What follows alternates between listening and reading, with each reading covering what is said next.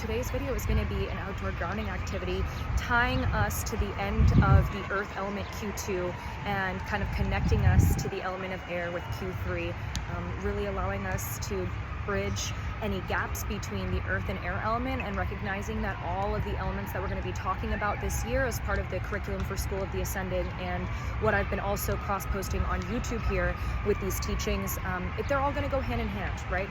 The elements work symbiotically, and in the age of Aquarius, this day and age where technology is kind of surpassing us in a way where, you know, I wouldn't say it's out of control, but it is getting to that point where people, especially the younger generations, are having less and less inclination to the outdoors. This is why it's important to be here and to allow ourselves to heal in this way as well. I wanted to, kind of show you guys something as simple as grounding, and I'm taking my shoes off here. Hopefully you guys can still hear me. I'm not going to go too far back, but I do have my shoes off just so you guys can see.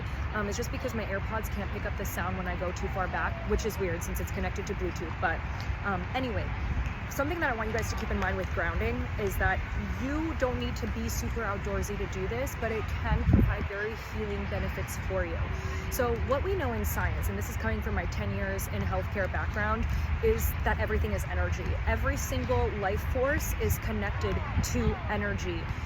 It is radiating a frequency, so you can think of it like how we need oxygen and plants provide that to us symbiotically. We provide CO2 for nature around us. So this is kind of that coexistence. It doesn't just work in this sort of scientific, periodic table way, if you will. It also works on a microscopic level. So a lot of Eastern medicine, sort of traditional medicine that occurred on Earth, really it was pre-1800s, pre-1900s, when people were still doing this in the world, which was being outdoors, connecting with nature, trusting in the nature. And I'm seeing some geese poop, so I'm actually going to put my shoes back on, you guys, because it's literally everywhere. But I want you guys to just recognize kind of what's going on here, is that grounding is very, very healing. And honestly, you don't even need to have your shoes off to do it. You just have to be outdoors, okay? Just surrounding yourself around the elements can completely change the trajectory of your life force, of your prana, of your chi. And you'll notice a difference in your energy levels. It's like how people in the winter, for example, they get seasonal depression because the sun isn't out as much. But then during the summer, they get, more energy. They're out in the sun more, they're receiving that vitamin D. So this is my point in saying that everything around you is giving you some type of life force energy, and that's why we become almost more healed in our Reiki and our Chi to do this.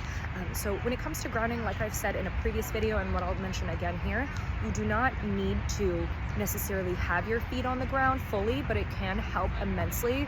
There was a nice marshland over there where I was grounding myself in a previous video, and I'm so mad that the sound wasn't picked up, but I felt a huge difference.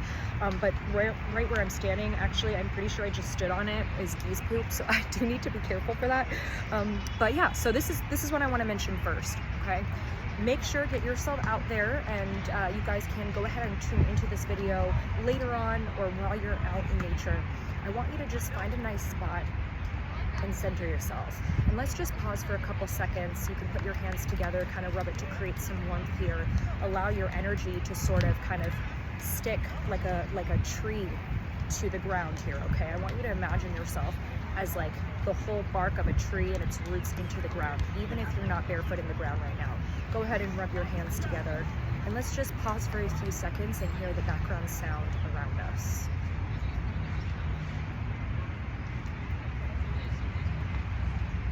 Go ahead and take a couple deep breaths for me.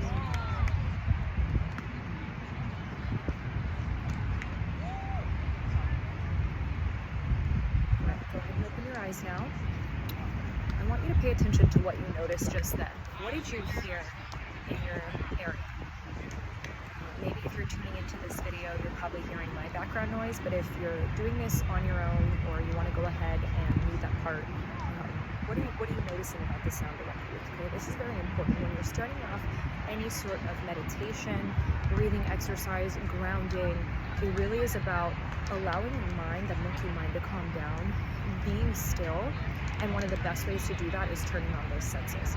So I like to turn on the clairaudience, the hearing senses first, whenever I begin to meditate. And this is why it's so nice to do this outside, because you're actually tuning into the natural sounds of creation, your reality around you. So whether you're hearing people or you're hearing a nothing at all because you're actually immersed in a fully nature kind of spot. Maybe it's a nature preserve, wherever you are, and whenever you're listening to this, the hearing sense to start that first can make a huge difference. Next, I want you guys to just still stay in sort of that root to tree movement, and I want you to use your sense of smell now. Let's take a couple deep breaths, okay?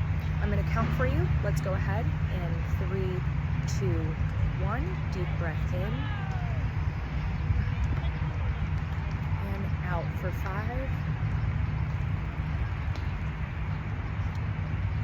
Let's breathe in together for 5 and 3, 2, 1.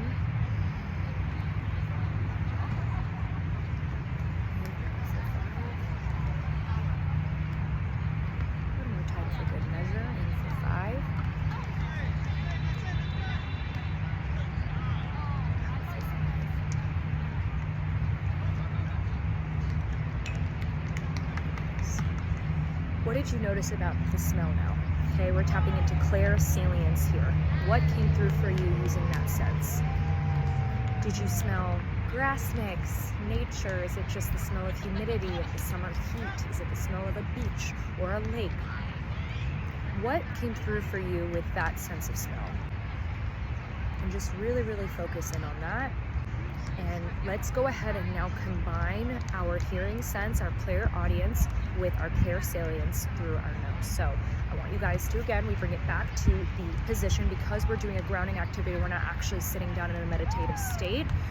We're standing, so we're going to use the tree analogy to help us remember the position that we're in.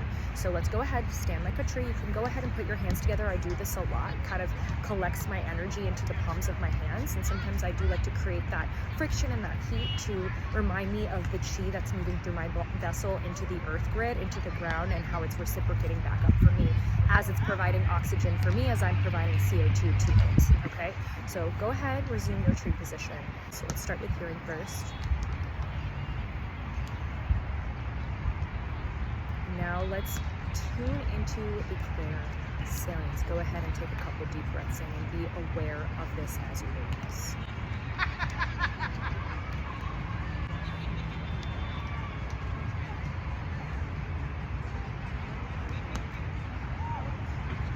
All right. If you were able to tune into both your sense of smell and your sense of hearing at the same time, allowing yourself to feel that kind of position of touching and rooting into the ground, congratulations, you were living in the present. Even if you were tapped into the background noise that I have in the video, you've been living in the present. So this is the point of these activities, is to allow us to feel grounded and connect back to the present moment experience that we're in, so that we remember where we're at, and it allows us to almost have a better sense of control of our emotions and our feelings when we're in the present. So this is as simple as grounding can get for you guys, okay? It doesn't need to be this huge thing where you're having timed breaths every single moment, every single second. What an outdoor kind of grounding activity is meant to provide is a sense of presence and energy clearing. So when you are outdoors in nature, even if you're just playing with your family or you're reading or you're walking or whatever activity you're doing, you're allowing yourself to be in a meditative state because you're still surrounding yourself around that sort of energy, if you will. So it doesn't matter what activity you're doing, whether you're grounding with me in this video or whether you're living your life later on, just always remember, every single time I'm outside, I'm healing. Every single time I'm outside, I'm healing. Every single time I allow myself to be outside and get fresh breath air, okay, actually be outdoors, get some sun, even if it's in the winter, I'm healing. You're literally rejuvenating your cells by doing this, and you're gonna see a difference every single day. People live longer, you guys, from being outside, and it doesn't matter what degree of temperature it is. Just simply being in nature can like significantly change your life. So yeah, I want you guys to keep in mind of the simplicity of this practice. It doesn't need to be a big thing, and always tune into your senses to help you get out of the monkey mind as well.